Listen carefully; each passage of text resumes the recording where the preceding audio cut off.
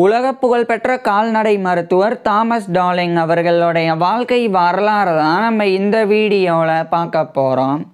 1892 April 23 அன்னைக்கு ஸ்காட்லாண்டுடைய எடன்பராவில் இருக்கிற லிபர்டனில் பிறக்கிறார் சர் தாமஸ் டார்லிங். இவருடைய அப்பா ஒரு பிளாக் ஸ்மித்தாக இருந்திருக்கிறாங்க. அதாவது இரும்பு பொருட்களை கையாலேயே தயாரித்து பழுது பார்க்கக்கூடிய கொல்லராக இருந்திருக்கிறாங்க. இவருடைய குடும்பம் நல்ல நிலையில் வாழ்ந்து வந்திருக்கிறாங்க. சிறு வயதிலிருந்தே தாமஸ் டார்லிங்குக்கு விலங்குகள் பற்றி தெரிஞ்சுக்கிறதுல ஆர்வம் ஏற்பட ஆரம்பிச்சிருந்தது. இந்த நிலையில் 1897 ஆண்டு தாமஸ் டார்லிங்குக்கு 5 வயசு இருக்கும்போது இவருடைய அப்பா இவரை படிக்க வைக்கிறதுக்காக எடன்பராவில் இருக்கிற லிபர்டன்ல இருந்து அதே எடன்பராவில் இருக்கிற லோரிஸ்டனுக்கு இவரை அனுப்புகிறாங்க. குறிப்பாக இந்த லோரிஸ்டனில் இருக்கிற ஜார்ஜ் ஹெரியட் ஸ்கூல் அப்படின்ற ஒரு ப்ரைவேட் டே ஸ்கூலில் இவரை சேர்த்துடுறாங்க. இந்த ஜார்ஜ் ஹெரியட் ஸ்கூலில் பிரைமரி எஜுகேஷனில் ஆரம்பித்து ஹையர் எஜுகேஷன் வரைக்கும் படிக்கிறதுக்கு உண்டான ஃபெசிலிட்டிஸ் இருக்குது. ஸோ அங்கு சேர்ந்து தாமஸ் டார்லிங் இவருடைய ஆரம்ப கல்வியை படிக்க ஆரம்பிச்சிருந்தாங்க. தொடக்கம் முதலே பள்ளி பாடங்களை முழு கவனத்தோட தாமஸ் டார்லிங் படித்து வந்தாங்க. பிறகு 1902 ஆண்டு இவருடைய 10 வயதில் தாமஸ் டார்லிங் இவருடைய ஆரம்ப கல்வியை முடிச்சிடுறாங்க. பிறகு அதே ஜார்ஜ் ஹெரியட் ஸ்கூலில் ஹையர் எஜுகேஷனும் படிக்கிறதுக்கு உண்டான ஃபெசிலிட்டி இருக்கிறனால தொடர்ந்து அந்த ஜார்ஜ் ஹெரியட் ஸ்கூலில் இவருடைய ஹையர் எஜுகேஷன் உயர்கல்வியையும் தாமஸ் டார்லிங் படிக்க ஆரம்பிக்கிறாங்க. இவருடைய உயர்கல்வியின் போது தாமஸ் டார்லிங் லட்டின் லாங்குவேஜை கற்றுக்கிட்டு வந்தாங்க. மேலும் தாமஸ் டார்லிங் சயின்ஸ் அறிவியல் பாடங்கள் படிக்கிறதுல அதிக ஆர்வம் காட்ட தொடங்கியிருந்தாங்க. அதில் குறிப்பாக பயாலஜி அண்டு ஜுவாலஜி, அதாவது உயிரியல் விலங்கியல், இந்த 2 பாடங்களை மிகவும் ஆர்வத்தோடவும் ஈடுபாடோடவும் தாமஸ் டார்லிங் படித்து வந்தாங்க. இந்த நிலையில தான் தாமஸ் டார்லிங்குக்கு சிறு வயதிலிருந்தே விலங்குகள் பற்றி தெரிஞ்சுக்கிறதுல ஆர்வம் இருந்தனால இந்த காலகட்டத்தில் இவருக்கு விலங்குகளினுடைய நோய்கள் பற்றி தெரிஞ்சுக்கிறதுலையும் ஆர்வம் ஏற்பட ஆரம்பிக்குது. மேலும் அந்த விலங்குகளுக்கு ஏற்படக்கூடிய நோய்களுக்கு சிகிச்சை கொடுக்கக்கூடிய அந்த வெட்டர்னரி மெடிசன் அப்படின்ற கால்நடை மருத்துவம் அது குறித்து படிக்கணும் அப்படின்ற அந்த எண்ணமும் தாமஸ் டார்லிங்குக்கு இந்த காலகட்டத்தில் ஏற்படுது. இதன் காரணமாகவே தாமஸ் டார்லிங் ஒரு வெட்டர்னரியனா ஒரு கால்நடை மருத்துவராக ஆகணும் அப்படின்னு முடிவு செஞ்சிடறாங்க. இந்த நிலையில் 1909 ஆண்டு இவருடைய 17 வயதில் தாமஸ் டார்லிங் இவருடைய ஹையர் எஜுகேஷன் உயர்கல்வியை அந்த ஜார்ஜ் ஹெரியட் ஸ்கூல்ல இருந்து முடிக்கிறாங்க. முடிச்ச பிறகு அதே ஜார்ஜ் ஹெரியட் ஸ்கூலில் இவர் ப்ரீ மெட்ரிகுலேஷன் ஸ்டடி பண்ண ஆரம்பிக்கிறாங்க. இது before college preparatory school before college preparatory course அப்படின்னு அழைக்கப்படும். அதாவது காலேஜ் ஜாயின் பண்ணி படிக்கிறதுக்கு முன்னாடி படிக்கக்கூடிய ஒரு 1 இயர் கோர்ஸ் தான் இது. இது 6th form education, A class education அப்படின்னு கூட அழைக்கப்படும். ஸோ அதை எடுத்து இவர் ஓராண்டு படிக்கிறாங்க. படித்து 1910 ஆண்டு இவருடைய 18 வயதில் தாமஸ் டார்லிங் அந்த ஜார்ஜ் ஹெரியட் ஸ்கூலில் இவருடைய ப்ரீ மெட்ரிகுலேஷன் ஸ்டடி அந்த பிஃபோர் காலேஜ் ப்ரிப்பரட்டரி கோர்ஸ் அப்படின்ற 1 இயர் கோர்ஸையும் இவர் கம்ப்ளீட் பண்ணிடுறாங்க. இதுக்கப்புறம் இவர் தாமஸ் டார்லிங் வெட்டர்னரி மெடிசன் படிக்கணும் அப்படின்னு விரும்பினால இவருடைய அப்பா இவரை எடன்பராலே இருக்கக்கூடிய ராயல் டெக் வெட்டர்னரி காலேஜ், அது இன்னைக்கு royal Dick school of veterinary studies அப்படின்னு அழைக்கப்படுது. மேலும் யூனிவர்சிட்டி ஆஃப் எடன்பராவுடைய ஒரு பார்ட்டாகவும் இருக்குது. ஸோ அந்த royal Dick school of veterinary studies அங்கே இவர் 1910 ஆண்டு ஜாயின் பண்ணி வெட்டர்னரி மெடிசன் படிக்க ஆரம்பிக்கிறாங்க. குறிப்பாக இந்த காலகட்டத்தில் இவர் அனாட்டமி உடற்கூறியல், ஃபிசியாலஜி உடலியல், பெத்தாலஜி நோயியல், கிளினிக்கல் மெடிசன் மருத்துவம், சர்ஜரி அறுவை சிகிச்சை, மெட்டீரியா மெடிக்கா மருந்துகளினுடைய பண்புகள் குறித்து படிக்கிறது அப்படின்னு இது போன்ற பாடங்கள் எல்லாத்தையும் படித்து வந்தாங்க. இதெல்லாமே விலங்குகள் சார்ந்து இருந்தது. அதாவது இப்போ அனாட்டமி உடற்கூறியல் அப்படின்னா உடல் உறுப்புகளினுடைய ஸ்ட்ரக்சர் கட்டமைப்பு குறித்து படிக்கிறது தான் உடற்கூறியல். உதாரணத்துக்கு உடல் உறுப்புகளில் ஒன்றான இதயத்தை எடுத்துக்கிட்டோம்னா அந்த இதயம் நம்மளுடைய உடலில் எந்த இடத்துல அமைஞ்சிருக்கு, இதயத்தினுடைய வடிவம் என்ன, அந்த இதயத்தில் எத்தனை சேம்பர்ஸ் அறைகள் இருக்குது, அந்த இதயத்தில் எத்தனை வால்வுகள் இருக்குது. ஸோ அது மாதிரி ஒட்டு மொத்தமாக இந்த உடலினுடைய உடல் உறுப்புகளினுடைய ஸ்ட்ரக்சர் கட்டமைப்பு குறித்து படிக்கிறது அனாட்டமி உடற்கூறியல் அப்படின்றது. அதே சமயம் ஃபிசியாலஜி உடலியல் அப்படின்றது உடல் செயல்பாடுகள் குறித்து படிக்கிறது. குறிப்பாக உடல் உறுப்புகளினுடைய ஃபங்க்ஷன் செயல்பாடுகள் குறித்து படிக்கிறது தான் உடலியல் அப்படின்றது. அதே உதாரணத்துக்கு இப்போ உடலில் இதயம் எப்படி துடிக்குது, நம்மளுடைய உடலில் எப்படி பிளட் சர்க்குலேட் ஆகுது, இது மாதிரி உடலியல் செயல்பாடுகள் குறித்து படிக்கிறது உடலின் செயல்பாடுகள் குறித்து படிக்கிறது ஃபிசியாலஜி உடலியல் அப்படின்றது. இதே வந்து விலங்குகளை பயன்படுத்தி, அதாவது விலங்குகளினுடைய உடற்கூறியல் பண்பு, விலங்குகளினுடைய உடலியல் பண்பு, அதுக்கப்புறமா விலங்குகளினுடைய நோயியல், இது குறித்தெல்லாம் படிக்கிறது அப்படின்றது தான் இந்த வெட்டர்னரி மெடிசன். ஸோ அதை தான் இவர் எல்லாமே இந்த anatomy, physiology, pathology, materia மெடிக்கா, surgery, clinical medicine எல்லாமே வந்து விலங்குகள் சார்ந்து தான் தாமஸ் டார்லிங் படித்து வந்தாங்க. இறுதியாக 1914ஆம் ஆண்டு இவருடைய 22 வயதில் தாமஸ் டார்லிங் வந்து இவருடைய கல்வி அந்த BVMS அப்படின்ற டிகிரியை royal dick school of veterinary ஸ்டடீஸ்லேருந்து இவர் பெறாங்க. அதாவது BVMS அப்படின்னா bachelor of veterinary medicine and surgery. So இதை தான் தாமஸ் டார்லிங் வந்து 1914ஆம் ஆண்டு இவருடைய 22 வயதில் பெறாங்க. இதே 1914ஆம் ஆண்டு royal college of veterinary surgeons அப்படின்னு யுனைடெட் கிங்டமில் கால்நடை அறுவை சிகிச்சை நிபுணர்களுக்கு உண்டான ஒரு ராயல் காலேஜ் இருக்குது. அதனுடைய மெம்பர்ஷிப் பெறதுக்கு உண்டான எக்ஸாமினேஷனை இவர் வந்து எழுதி அதை கம்ப்ளீட் பண்ணுறாங்க. பிறகு அதே 1914ஆம் ஆண்டு தாமஸ் டார்லிங் வந்து member of the royal college of veterinary surgeons MRCVS அப்படின்ற மெம்பர்ஷிப்பையும் பெற்றுறாங்க. இந்த நிலையில தான் இந்த 1914ஆம் ஆண்டு தான் ஃபர்ஸ்ட் வேர்ல்டு வார், முதல் உலகப் போரானது துவங்கிறது. இந்த முதல் உலகப் போர் துவங்கிய பிறகு யுனைடெட் கிங்டம் தரப்பிலிருந்து போரில் பங்கேற்கிறதுக்கு நிறைய இராணுவ வீரர்கள் தேவைப்பட்டாங்க. மேலும் இராணுவ வீரர்களுக்கு சிகிச்சை கொடுக்கறதுக்கு மருத்துவர்களும் தேவைப்பட்டாங்க. அதுக்காக ராயல் ஆர்மி மெடிக்கல் கோர்ப் அப்படின்னு ஒரு இராணுவ மருத்துவ படைப்பிரிவு உருவாக்கப்பட்டது. ஸோ அதில் வந்து மருத்துவர்கள் வந்து மிலிட்ரி சர்ஜன், மிலிட்ரி ஃபிசிஷியன் அவங்கெல்லாம் இருப்பாங்க. ஸோ அவங்க வந்து காயமடையக்கூடிய இராணுவ வீரர்களுக்கு சிகிச்சை கொடுக்கறதுக்காக அந்த ராயல் ஆர்மி மெடிக்கல் கோர்ப்பில் பங்கேற்றாங்க. அதே மாதிரியே ராயல் ஆர்மி வெட்டர்னரி கோர்ப் அப்படின்னு இராணுவ கால்நடை மருத்துவ படைப்பிரிவு ஒன்று இருந்தது. இது எதுக்காக அப்படின்னா இந்த காலகட்டத்தில் போரில் பெருமளவில் பெரிய வளர்ச்சி இல்லாத காலகட்டமாக இருந்தனால வெஹிக்கிள்ஸ் பயன்படுத்துறதுக்கு பதிலாக குதிரைகள், நாய்கள் தான் வந்து பயன்படுத்தப்பட்டது போரில். குதிரைகள் வந்து இராணுவ வீரர்கள் ஒரு இடத்துல இருந்து இன்னொரு இடத்துக்கு போகிறதுக்கும், நாய்கள் வந்து மோப்பம் பிடிக்கிறதுக்கும் வந்து பயன்படுத்தப்பட்டது. ஸோ அப்போ அந்த குதிரைகள், நாய்கள் அதுக்கெல்லாம் ஏற்படக்கூடிய பிரச்சனைகள், பாதிப்புகள், நோய்கள், ஸோ அதுக்கெல்லாம் வந்து மேனேஜ் பண்ணுறதுக்காகவும் அந்த நோய்களோ பாதிப்புகளோ ஏற்படாமல் அந்த குதிரைகளும் நாய்கள் இது போன்ற கால்நடைகளை பார்த்துக்கிறதுக்காகவும் உருவாக்கப்பட்டது தான் ராயல் ஆர்மி வெட்டர்னரி கோர்ப் அப்படின்றது. அதில் தாமஸ் டார்லிங் வந்து பங்கேற்கிறாங்க இவருடைய 22 வயசுலேயே. ஸோ பங்கேற்று இவர் வந்து ஃப்ரான்ஸுக்கு வந்து அனுப்பப்பட்டுறாங்க. ஸோ ஃப்ரான்ஸில் போய் இவர் ஒரு மேஜராக வந்து பதவி உயர்வையும் பெறாங்க. ரேங்க் ஆஃப் மேஜர் அந்த ஒரு ரேங்க்கில் இவர் வந்து பணிபுரியவும் தொடங்குறாங்க. ஸோ அங்கே போரில் ஈடுபடுத்தப்படக்கூடிய குதிரைகள், நாய்கள், ஸோ அதுக்கு எந்த நோய்களும் ஏற்படாமல் பார்த்துக்கிறது, ஒருவேளை மீறியும் அந்த நோய்கள் ஏற்பட்டால் அதுக்கான சிகிச்சை கொடுக்கறது, ஸோ அதிலெல்லாம் தாமஸ் டார்லிங் வந்து ஈடுபட்டு வந்தாங்க. இது என்ன, இந்த நோய்கள் எப்படி குதிரைகளுக்கு, நாய்களுக்கு போரில் ஏற்படும்னா, போர்க்களம் அப்படின்றது ரத்தம் சிந்திய பூமியாக வந்து இருக்கும். ஸோ அந்த இடத்துல நிறைய நுண்ணுயிர்கள், கிருமிகள் எல்லாம் இருக்கும். அதனாலேயே ரொம்ப எளிதாக போரில் ஈடுபடக்கூடிய இராணுவ வீரர்களுக்கு, குதிரைகளுக்கு, நாய்களுக்கெல்லாம் இந்த தொற்று வந்து ஏற்படும்.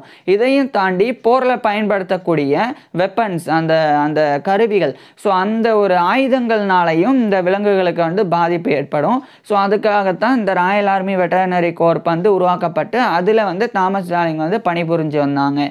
இந்த நிலையில் பிரான்ஸ்லேயே இருக்கக்கூடிய ஒரு ஃபீல்ட் லேபரட்டரிக்கு இவர் வந்து அனுப்பப்படுறாங்க.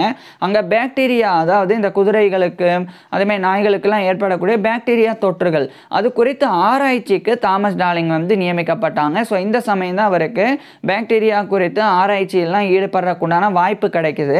இதுக்கப்புறம் தாமஸ் டார்லிங் வந்து ஒரு கால்நடை மருத்துவராக இருக்கிறத விட கால்நடை ஆராய்ச்சியாளராக இருக்கிறத விரும்ப தொடங்குறாங்க.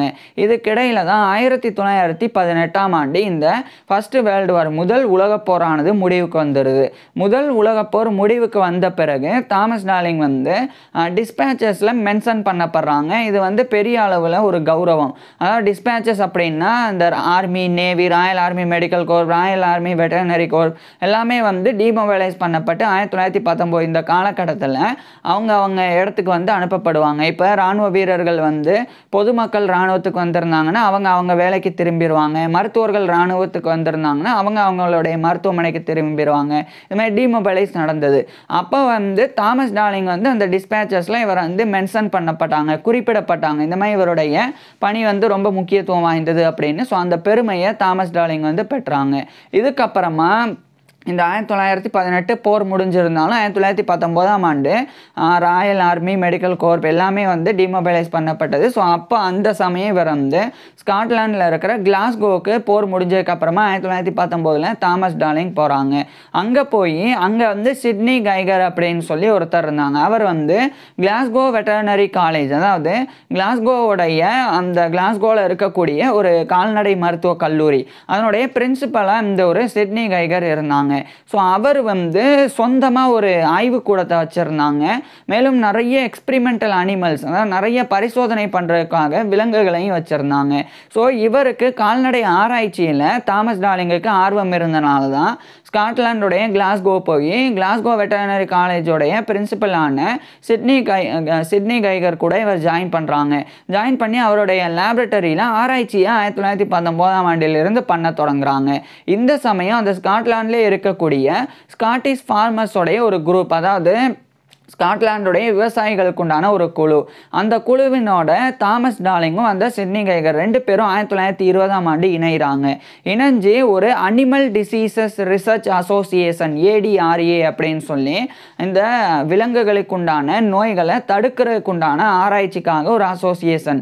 ஸோ அது வந்து தாமஸ் டார்லிங் அதே மாதிரி சிட்னி கைகர் மற்றும் இன்னும் சில நபர்கள் கூட சேர்ந்து 1920ஆம் ஆண்டு அந்த ஒரு அசோசியேஷன் ஆனது நிறுவுறாங்க. அது இன்னைக்கு வந்து மாடர்ன் ரிசர்ச் இன்ஸ்டிடியூட் அப்படின்னு அழைக்கப்படுது.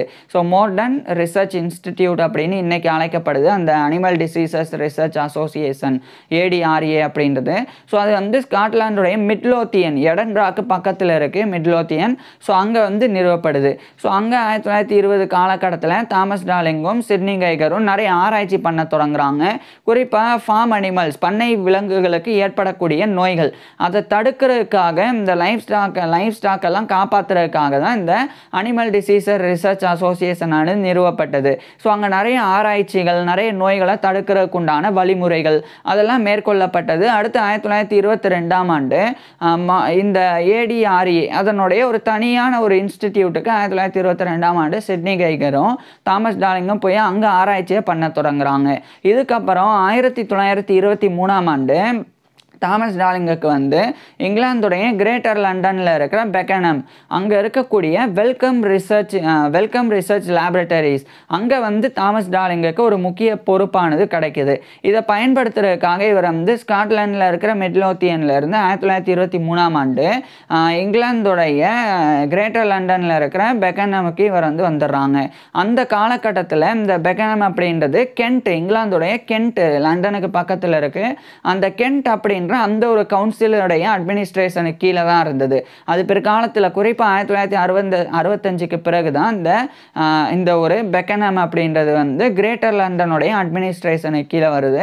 ஸோ அப்போ இவர் வந்து இங்கிலாந்துடைய கென்ட்டில் இருந்த அந்த பெக்கனம் அங்கே தான் 1923ஆம் ஆண்டு தாமஸ் டார்லிங் வந்து போகிறாங்க. அங்கே போய் அந்த வெல்கம் ரிசர்ச் லேபரட்டரிஸில் தாமஸ் டார்லிங் வந்து பணிபுரிய தொடங்குறாங்க.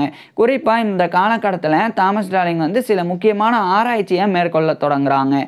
அதில் ரொம்ப முக்கியமானது வந்து கால்நடைகளுக்கு ஏற்படக்கூடிய இந்த க்ளோஸ்ட்ரீடியல் டிசீசஸ் அப்படின்றது தான். இந்த க்ளோஸ்ட்ரீடியல் டிசீசஸ் அப்படின்னா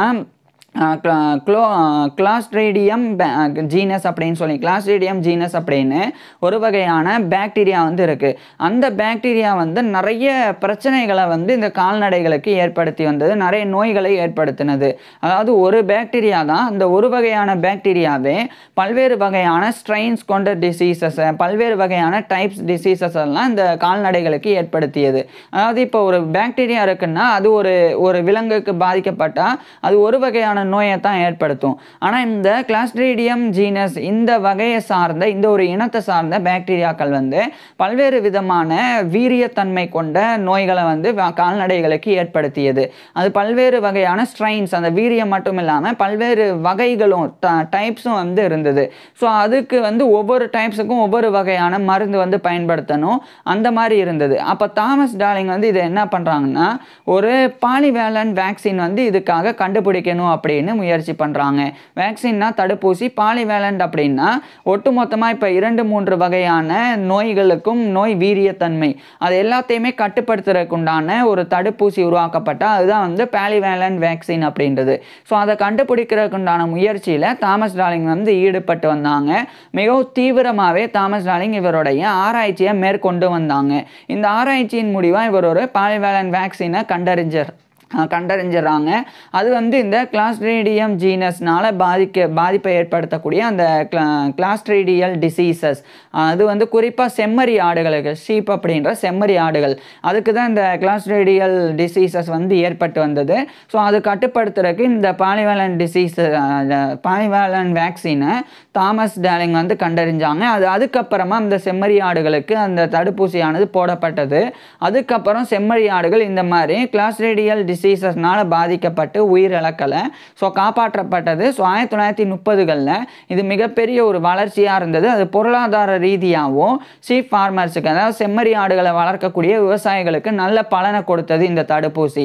ஏன்னா இந்த மாதிரி நோய்களெல்லாம் ஏற்படாதனால இந்த தடுப்பூசியின் மூலமாக அந்த நோய்கள் அந்த கிளாஸ்ட்ரீடியல் டிசீசஸ்லாம் ஏற்படாதனால செம்மறி ஆடுகளினுடைய வளர்க்கக்கூடிய விவசாயிகளின் எண்ணிக்கை அதிகரித்தது. ஏன்னா இதுக்கு முன்னாடி இந்த கிளாஸ்ட்ரீடியல் டிசீசஸ்னால பாதிக்கப்பட்டு ஆடுகள் வந்து இறந்து போனன. அதனாலேயே நிறைய விவசாயிகள் இந்த விவசாயத்தை விட்டு வெளியேறினாங்க. ஆனால் இந்த பாலிவேலண்ட் வேக்சின் அப்படின்ற தடுப்பூசி கண்டுபிடிக்கப்பட்ட பிறகு அந்த ஆடு வளர்ப்பு அந்த ஆடு வந்து இறைச்சிக்காகவோ இல்லை பாலுக்காகவோ வளர்க்கக்கூடிய அந்த விவசாயிகளினுடைய எண்ணிக்கை 1930களில் அதிகரிக்க தொடங்கியது. ஸோ இதன் காரணமாகவே பியூரோஸ் வெல்கம் அண்ட் கோ அவங்க தரப்பிலிருந்து கமர்ஷியலி வெரி சக்ஸஸ்ஃபுல் ஒரு வெட்டர்னரி டிவிஷனை கூட எஸ்டாப்ளிஷ் பண்ணாங்க. அதுக்கு தாமஸ் டார்லிங் வந்து முக்கிய காரணமாக இருந்தாங்க. ஸோ ஒரு மிகப்பெரிய சாதனையை தாமஸ் டார்லிங் படைச்சிருந்தாங்க. இதுக்கிடையில் இதே காலகட்டத்தில் இவர் வந்து அந்த royal college of veterinary surgeons அந்த கால்நடை அறுவை சிகிச்சை நிபுணர்களுக்குண்டான ராயல் காலேஜ் அதனுடைய ஒரு ஃபெல்லோவாகவே இவர் வந்து தேர்ந்தெடுக்கப்படுறாங்க. So fellow of the royal college of veterinary surgeons FRCVS அப்படின்ற இந்த ஒரு பட்டத்தை கௌரவத்தை தாமஸ் டார்லிங் இந்த காலகட்டத்தில் பெற்றுறாங்க. இதுக்கப்புறம் கால்நடை மருத்துவ கல்வி வெட்டர்னரி எஜுகேஷன் அதே மாதிரி வெட்டர்னரி ரிசர்ச் கால்நடை மருத்துவ ஆராய்ச்சி இதுக்கெல்லாமே வந்து பெரிய அளவில் ஒரு லைஃப் டைம் சாம்பியனாக இருந்து தாமஸ் டார்லிங் வந்து தொடர்ச்சியாக இவருடைய முன்னேற்றங்களை ஏற்படுத்துறதுக்குண்டான முயற்சியில் ஈடுபட தொடங்குறாங்க. அதாவது இந்த கால்நடை மருத்துவ கல்வி கால்நடை மருத்துவ ஆராய்ச்சி இதை வந்து பெரிய அளவில் கொண்டு போகணும் அப்படின்னு தாமஸ் டார்லிங் வந்து இவருடைய முயற்சியாக வந்து மேற்கொண்டாங்க. இதனாலேயே தாமஸ் டார்லிங் யுனைடெட் கிங்டமில் ஒரு ஃபேமஸான கால்நடை மருத்துவராக இந்த காலகட்டத்தில் அறியப்பட தொடங்கியிருந்தாங்க. இதுக்கிடையில் தான் 1937ஆம் ஆண்டு இங்கிலாந்துடைய கேம்பிரிட்ஜில் இருக்கிற யூனிவர்சிட்டி ஆஃப் கேம்பிரிட்ஜ் அதனுடைய ஒரு ப்ரொஃபஸர் ஆஃப் அனிமல் பெத்தாலஜி அப்படின்ற அந்த ஒரு பதவியானது தாமஸ் டார்லிங்குக்கு வழங்கப்படுது. இதை ஏற்றுக்கிட்டு இவர் வந்து நேராக இந்த இங்கிலாந்துடைய கிரேட்டர் லண்டனில் இருக்கிற அந்த பெக்கனம் அதனுடைய வெல்கம் ரிசர்ச் லேபரட்டரிஸ் அங்கிருந்து இவர் வந்து இங்கிலாந்துடைய கிரேட்டர் லண்டனில் இருக்கிற பெக்கனமில் இருந்து அதே இங்கிலாந்துடைய கேம்பிரிட்ஜில் இருக்கிற கேம்பிரிட்ஜுக்கு 1937ஆம் ஆண்டு போய் யூனிவர்சிட்டி ஆஃப் கேம்பிரிட்ஜோடைய ப்ரொஃபஸர் ஆஃப் அனிமல் பெத்தாலஜியாக இவர் பணிபுரிய தொடங்குறாங்க. அனிமல் பெத்தாலஜி அப்படின்றது வந்து விலங்கு நோயியல். இப்போ பெத்தாலஜி நோயியல் அப்படின்னா நோய் கிருமிகள் அந்த நோய் கிருமிகள் ஏற்படுத்தக்கூடிய நோயின் தன்மைகள் அந்த ஒரு நோயின் காரணமாக உடல் திசுகளின் மாறுபாடுகள் இதெல்லாம் குறித்து படிக்கிறது நோயியல் அப்படின்றது. அதுவே அனிமல் பெத்தாலஜி விலங்கு நோயியல் அப்படின்னா விலங்குகளுக்கு ஏற்படக்கூடிய நோய்கள் நோயின் தன்மைகள் அதனுடைய தீவிரம் அதனால் ஏற்படக்கூடிய அந்த விலங்குகளினுடைய உடல் திசு மாற்றங்கள். ஸோ இது குறித்து படிக்கிறது அனிமல் பெத்தாலஜி. ஸோ இவங்க வந்து விலங்கு நோயியல் இவர் வந்து விலங்கு நோயியல் பேராசிரியராக தான் 1937ஆம் ஆண்டு யூனிவர்சிட்டி ஆஃப் கேம்பிரிட்ஜில் தாமஸ் டார்லிங் வந்து நியமிக்கப்படுறாங்க. இது இந்த காலகட்டத்தில் கேம்பிரிட்ஜ் யூனிவர்சிட்டி அப்படின்னு அழைக்கப்பட்டது. ஸோ அங்கே இவர் வந்து பணிபுரிய தொடங்குறாங்க. இந்த நிலையில தான் ஹாரி ஸ்டீல் பாட்ஜர் அப்படின்னு சொல்லி இன்னொரு கால்நடை மருத்துவர் அவர் கூட இணைஞ்சு 1938ஆம் ஆண்டு school of veterinary society of veterinary practitioners அப்படின்னு சொல்லி ஒரு சொசைட்டி வந்து நிறுவுறாங்க. இது வந்து கால்நடை மருத்துவர்களுக்கு உண்டான ஒரு சங்கம். இதை அந்த ஹாரி ஸ்டீல் பாட்ஜர் அவரும் இந்த தாமஸ் டார்லிங் இவங்க ரெண்டு பேரும் 1938ஆம் ஆண்டு நிறுவுறாங்க. இதுக்கிடையில் இந்த கேம்பிரிட்ஜ் யூனிவர்சிட்டி தரப்பிலிருந்து செப்பரேட்டாக ஒரு வெட்டர்னரி ஸ்கூல் அதாவது ஒரு கால்நடை மருத்துவ கல்லூரியை திறக்கணும் அப்படின்னு தாமஸ் டார்லிங் வந்து ஒரு ப்ரப்போசலை வந்து கொடுத்தாங்க. அதுக்கப்புறம் அதே சமயம் வந்து இந்த லவ்டே ரிப்போர்ட் அப்படின்னு சொல்லி ஒன்று வந்து ஒரு ப்ரொபோசலை யுனிவர்சிட்டி ஆஃப் கேம்பிரிட்ஜுக்கு வழங்கினாங்க. அதனுடைய ஹெட்டாக தாமஸ் டார்லிங் வந்து இருந்தாங்க. ஸோ 1939ஆம் ஆண்டு இந்த கேம்பிரிட்ஜ் யூனிவர்சிட்டி தரப்பிலிருந்து ஒரு வெட்டர்னரி ஸ்கூலை வந்து நிறுவிடலாம் அப்படின்ற அந்த முயற்சி மேற்கொள்ளப்படுது. ஆனால் துரதிர்ஷ்டவசமாக இந்த 1939ஆம் ஆண்டு செகண்ட் வேர்ல்டு வார், இரண்டாம் உலகப் போரும் துவங்கிறது. இரண்டாம் உலகப் போர் துவங்கிய பிறகு இந்த ஒரு முயற்சியானது கைவிடப்படுது. ஆனால் தாமஸ் டார்லிங் தொடர்ச்சி 1940களில் கால்நடை மருத்துவத்தினுடைய கல்விக்காகவும் ஆராய்ச்சிக்காகவும் குரல் கொடுக்கறதுல தொடர்ந்து ஈடுபட்டு வந்தாங்க. இதுக்கிடையில் இவர் கௌரவப்படுத்தப்பட்டாங்க. குறிப்பாக 1942ஆம் ஆண்டு ஸ்காட்லாண்டுடைய எடன்பராவில் இருக்கிற ராயல் சொசைட்டி ஆஃப் எடன்பரா அதனுடைய ஒரு ஃபெல்லோவாக இவர் வந்து தேர்ந்தெடுக்கப்பட்டாங்க. ஸோ 1942ஆம் ஆண்டு Thomas Darling fellow of the royal society of Edinburgh FRSE அப்படின்ற இந்த ஒரு பட்டத்தை கௌரவத்தை 1942ஆம் ஆண்டு பெற்றாங்க. மேலும் இதே 1942ஆம் ஆண்டு இங்கிலாந்தில் இருக்கிற சரியுடைய பியூரோ ஆஃப் எல்ம்பிரிட்ஜ் அங்கே இருக்கக்கூடிய ஒரு வேம்பிரிட்ஜ் அப்படின்ற ஒரு இடம், அங்கே வந்து ஒரு சென்ட்ரல் வெட்டர்னரி லேபரட்டரி அப்படின்னு CVL அப்படின்னு ஒரு லேபரட்டரி இருக்குது. அதனுடைய ஒரு டைரக்டராக 1942ஆம் ஆண்டு தாமஸ் டார்லிங் வந்து நியமிக்கப்படுறாங்க. ஸோ இவர் நேரடியாக வந்து இந்த கேம்பிரிட்ஜ் யூனிவர்சிட்டியில் ஒரு பக்கம் பணி புரிஞ்சுக்கிட்டு இன்னொரு பக்கம் இந்த இங்கிலாந்தில் இருக்கிற சரியோடைய பியூரோ ஆஃப் எல்ம்பிரிட்ஜ் அங்கே இருக்கிற அந்த ஒரு வேபிரிட்ஜுக்கு போய் அந்த சென்ட்ரல் வெட்டர்னரி லேபரட்டரியோடைய டைரக்டராக 1942ஆம் ஆண்டிலிருந்து தாமஸ் டார்லிங் பணிபுரிய தொடங்க. இந்த நிலையில தான் இந்த போர் காலகட்டத்தில் பொருளாதார ரீதியாக நிறைய பின்னடைவுகள் போர் நடக்கக்கூடிய இடங்கள்ல இருந்தது. உணவு பஞ்சமும் ஏற்பட்டது. அதனாலேயே கால்நடைகளுக்கு உண்டான தீவனம் கால்நடைகளுக்கு கொடுக்கக்கூடிய தீவனங்கள் அதுலேயுமே பஞ்சம் ஏற்பட்டது. இதனால சரியான ஊட்டச்சத்து இல்லாமல் நிறைய கால்நடைகள், ஆடு மாடு கோழி இது மாதிரியான கால்நடைகள் வந்து பெரும் அளவில் பாதிக்கப்பட்டன. அதில் குறிப்பாக ஃபெர்டிலிட்டி, அதாவது இந்த குழந்தை பிறப்பு, ஒரு கன்று வந்து ஈன்றதுக்குண்டான அந்த ஒரு பலத்தை வந்து அந்த கருவெறும் திறனை வந்து ஆண் விலங்குகள் வந்து இழக்கிறாங்க. அதாவது காளமாடு அதேமாதிரி ஆடு ஸோ இதெல்லாம் வந்து இழக்குது. அது மட்டும் இல்லாமல் இன்னொரு வந்து பெண் பசுக்கள், ஸோ அதெல்லாம் பொறுத்த வரைக்கும் அவைகள் வந்து இந்த மாஸ்டைட்டஸ் அப்படின்ற ஒரு நோயினால் பாதிக்கப்பட தொடங்கியிருந்தன. மாஸ்டைட்டஸ் அப்படின்னா அந்த ஆடு மாடுகளினுடைய முளைக்காம்பு அந்த மடியில் அதில் இருக்கக்கூடிய இந்த மேமரி கிளாண்ட் அப்படின்ற பால் சுரபி அதில் வந்து பாக்டீரியா தொற்று ஏற்படுறதன் மூலமாக ஏற்படக்கூடிய நோய் தான் இந்த மாஸ்டைட்டஸ் அப்படின்றது. ஸோ அதனால் பாதிக்கப்பட்டன. அதே மாதிரி ஜான்ஸ் டிசீஸ் அப்படின்னு ஒரு வகையான நோய், இது வந்து பேராடிபர்குலோசிஸ் அப்படின்னு அழைக்கப்படும். இந்த நோயினாலையும் நிறைய விலங்குகள் கால்நடைகள் பாதிக்கப்பட்டன.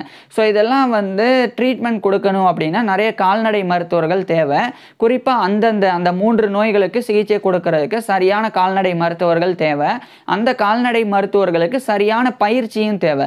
ஸோ அந்த பயிற்சி கொடுக்கறதுக்காக 4 நபர்கள் நியமிக்கப்பட்டாங்க. ஒருத்தர் Harry steel Barger, Thomas darling கூட இணைஞ்சு சொசைட்டி ஆஃப் வெட்டர்னரி பிராக்டிஸ்னரை நிறுவன நபர்.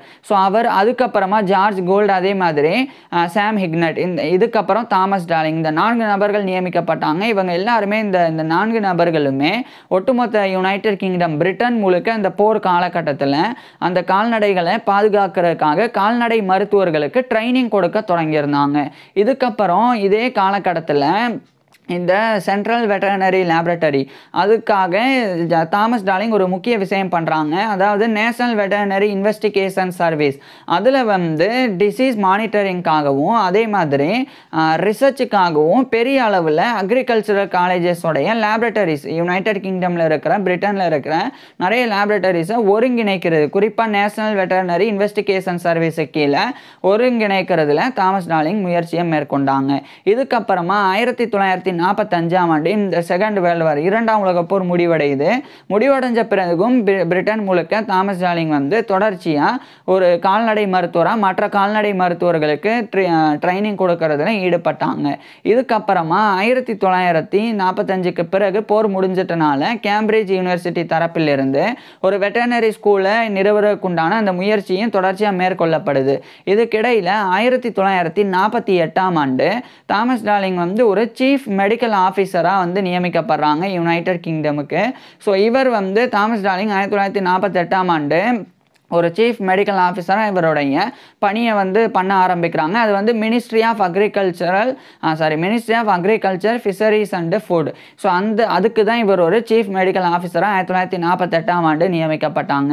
நியமிக்கப்பட்ட பிறகு பல்வேறு விஷயங்கள் பண்ண தொடங்குறாங்க. இதுக்கிடையில் 1949ஆம் ஆண்டு கேம்பிரிட்ஜ் யூனிவர்சிட்டி தரப்பிலிருந்து university of Cambridge veterinary school அது வந்து நிறுவப்பட்டது 1949. ஸோ அதுக்கு முக்கிய காரணமாக தாமஸ் டார்லிங் இருந்தாங்க. இதுக்கப்புறம் இந்த கால்நடைகளை பாதிக்கக்கூடிய நிறைய சட்டங்கள் வந்து இருந்தது.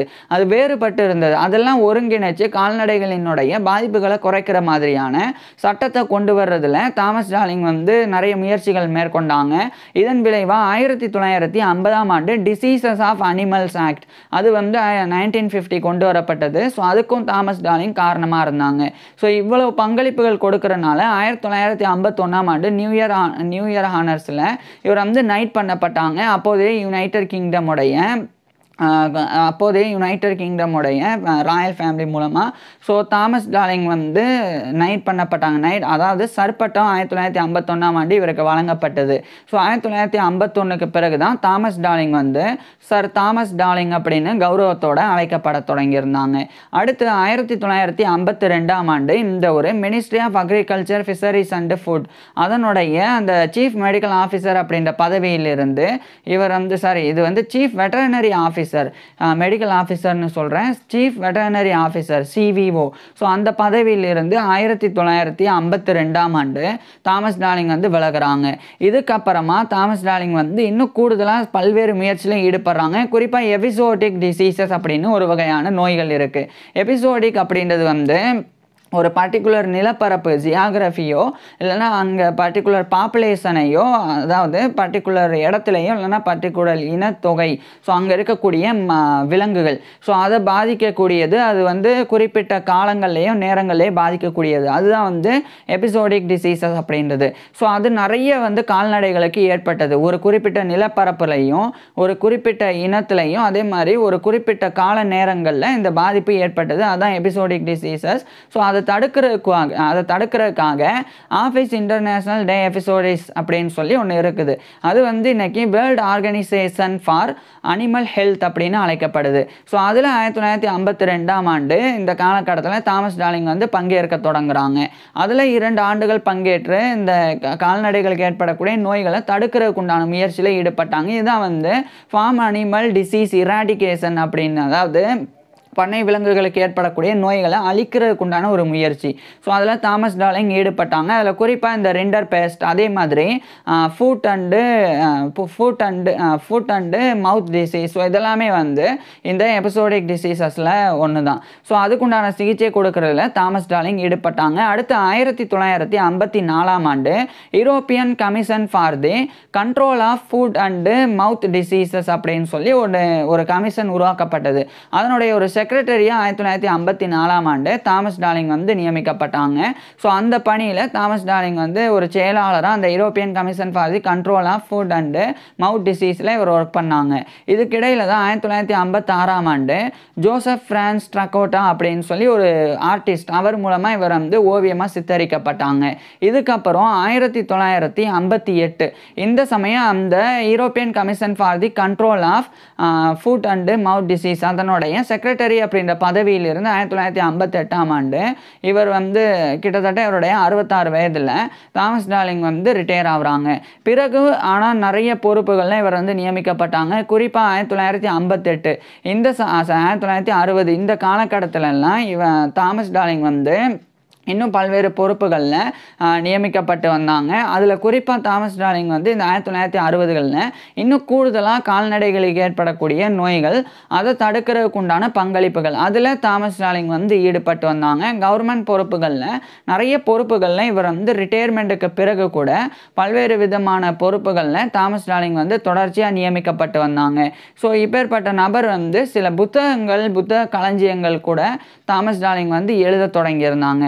அதில் குறிப்பாக 1960கள் காலகட்டத்தில் international encyclopedia of veterinary medicine அப்படின்னு சொல்லி ஒரு புத்தக கலைக்களஞ்சியம், இதை தாமஸ் டார்லிங் வந்து எழுதி 1966ஆம் ஆண்டு பப்ளிஷ் பண்ணுறாங்க. இது மிகப்பெரிய அளவில் குறிப்பிடத்தக்க வெற்றியை தாமஸ் டார்லிங்குக்கு கொடுத்தது. அதுக்கப்புறம் அதே 1966ஆம் ஆண்டு தாமஸ் டார்லிங் வந்து guide to sources for agricultural and biological research அப்படின்னு சொல்லி ஒரு புக்கை வெளியிட்டாங்க. அதனுடைய எடிட்டர் இன் சீஃப் எடிட்டராகவும் 1966ஆம் ஆண்டு தாமஸ் டார்லிங் வந்து இருந்தாங்க. இதுக்கப்புறமா தாமஸ் டார்லிங் வந்து இன்னும் நிறைய விஷயங்கள் வந்து பண்ணாங்க. இதனாலே இவர் வந்து பெருமளவில் கௌரவிக்கப்படவும் செஞ்சாங்க. குறிப்பாக தாமஸ் டார்லிங் பொறுத்த வரைக்கும் 1970களில் ஸ்காட்லாண்டுடைய கிளாஸ்கோவில் இருக்கிற யூனிவர்சிட்டி ஆஃப் கிளாஸ்கோ, அதே ஸ்காட்லாண்டுடைய எடன்பராவில் இருக்கிற யூனிவர்சிட்டி ஆஃப் எடன்பரா, அடுத்து கனடாவுடைய ஆன்டேரியோவில் இருக்கிற டொராண்டோவில் இருக்கிற யூனிவர்சிட்டி ஆஃப் டொராண்டோ, இந்த 3 பல்கலைக்கழகங்கள், இந்த 3 யூனிவர்சிட்டிஸ் தரப்பிலிருந்து தாமஸ் டார்லிங் வந்து ஹானரி டிகிரி ஆஃப் எல்எல்டின்ற கௌரவ டாக்டர் பட்டத்தை பெற்றாங்க. எல்எல்டி அப்படின்னா லெகம் டாக்டரேட் அப்படின்னு லாட்டின்ல அர்த்தம். இது இங்கிலீஷில் டாக்டர் ஆஃப் லாஸ் அப்படின்னு அர்த்தம். கேனன் லா, சிவில் லா அப்படின்னு 2 லாஸ் உள்ளடங்கியது தான் இந்த டாக்டர் ஆஃப் லாஸ் அப்படின்ற இந்த கௌரவ டாக்டர் பட்டம். இதுதான் honorary doctor of LLD. So இது வந்து இந்த 3 யூனிவர்சிட்டிஸ் தரப்பிலிருந்து தாமஸ் டார்லிங்குக்கு வழங்கப்பட்டது. மேலும் இவருக்கு வந்து அயர்லாண்டில் இருக்கிற பெல்ஃபாஸ்ட், அங்கே இருக்கிற யூனிவர்சிட்டி ஆஃப் பெல்ஃபாஸ்டில் இருந்தும், அது வந்து குயின்ஸ் யூனிவர்சிட்டி ஆஃப் பெல்ஃபாஸ்ட் அப்படின்னு அழைக்கப்படும். அதே மாதிரி இங்கிலாந்தில் இருக்கிற பிரிஸ்டல், அங்கே இருக்கிற யூனிவர்சிட்டி ஆஃப் பிரிஸ்டல், இந்த 2 யூனிவர்சிட்டிஸ் தரப்பிலிருந்து இவருக்கு வந்து டாக்டர் ஆஃப் சயின்ஸ் அப்படின்ற கௌரவ டாக்டர் பட்டம், டிஎஸ்சி, ஆனரி டிஎஸ்சி அப்படின்ற கௌரவ டாக்டர் பட்டம் இவருக்கு வழங்கப்பட்டது. அதுக்கப்புறம் கூடுதலாக இவருக்கு வந்து ஜெர்மனியிலேருந்து, குறிப்பாக ஜெர்மனியோடைய லோவர் சாக்சோனியில் இருக்கிற ஹானோவர், அங்கே இருக்கிற யூனிவர்சிட்டி ஆஃப் ஹானோவர் தரப்பிலிருந்து இவருக்கு வந்து doctor of veterinary medicine, DVM அப்படின்ற கௌரவ டாக்டர் பட்டம் வழங்கப்பட்டது. இது மாதிரி பல்வேறு கௌரவங்களை தொடர்ச்சியாக தாமஸ் டார்லிங் வந்து பெற்று வந்தாங்க. இதுக்கப்புறம் இவர் உடல்நல குறைபாடுனாலையும் வயது முதிர்ச்சியினாலையும் பாதிக்கப்பட்டு இறுதியாக 1982 மே 23 அன்னைக்கு இவருடைய 90 வயதில் தாமஸ் டார்லிங் இறந்து போயிடுறாங்க. ஸோ 1982 மே 23 இவருடைய 90 வயதில் தாமஸ் டார்லிங் வந்து இறந்து போயிடுறாங்க. இவர் இறந்து போன பிறகு இவரை கௌரவப்படுத்துறதுக்காக இங்கிலாந்துடைய லண்டனில் இருக்கிற national portrait gallery in London, அவங்க இடத்துல வந்து அந்த நேஷனல் போர்ட்ரேட் கேலரியில் தாமஸ் டார்லிங்கோடைய வால்டர் ஸ்டோன்மேனால் சித்தரிக்கப்பட்ட ஒரு போர்ட்ரேட் அது வந்து வைக்கப்பட்டிருக்கு. இன்னைக்கு வரைக்கும் வந்து போற்றி பாதுகாக்கப்படுது. மேலும் ஸ்காட்லாண்டுடைய எடன்பராவில் இருக்கிற university of Edinburgh art collection, அங்கே வந்து 1956ஆம் ஆண்டு ஜோசப் பிரான்ஸ் ட்ரக்கோட்டா அப்படின்ற ஆர்டிஸ்ட்னால சித்தரிக்கப்பட்ட இவருடைய போர்ட்ரேட் ஆனது வைக்கப்பட்டிருக்குது. ஸோ இதெல்லாம் வந்து தாமஸ் டார்லிங்கோடைய சாதனைகளுக்கு ஈடா அப்படின்னா ரொம்ப குறைவு தான். தாமஸ் டார்லிங் வந்து கால்நடைகளை காப்பாற்றுறதுலையும், அதுக்குண்டான நோய்க்குண்டான சிகிச்சைகள் கண்டறிகிறதுலையும், தடுப்பூசி கண்டுபிடிக்கிறதுலையும் எக்கச்சக்க சாதனைகள் வந்து நிர்வாக ரீதியாகவும் ஆய்வுகள் ரீதியாகவும், அதே மாதிரி கல்வி தரத்தை, குறிப்பாக கால்நடை மருத்துவ ஆராய்ச்சி மற்றும் கால்நடை மருத்துவ கல்வி இதெல்லாம் மேம்படுத்துறதுலையும் அவ்வளோ பங்களிப்புகள், அவ்வளோ கான்ட்ரிபியூஷன்ஸை வந்து இவர் தாமஸ் டார்லிங் வந்து கொடுத்துருக்குறாங்க. ஆனால் இதுக்கு ஈடாக வந்து இவர் பெரிய அளவில் போற்றப்படலை. இருந்தாலும் கூட யுனைடெட் கிங்டமில் தாமஸ் டார்லிங் ஒரு குறிப்பிடத்தக்க கால்நடை மருத்துவராக இன்னைக்கு வரைக்குமே நினைவில் கொள்ளப்படுறாங்க. இப்பேற்பட்ட தாமஸ் டார்லிங் பற்றி நீங்கள் என்ன நினைக்கிறீங்க அப்படின்றத கீழே கமெண்ட்ஸில் சொல்லுங்கள். உங்களுக்கு எந்த மாதிரியான டாபிக்ஸில் எந்த மாதிரியான வீடியோஸ் வேணும் அப்படின்றதையும் கீழே கமெண்ட்ஸில் சொல்லுங்கள். தேங்க்யூ.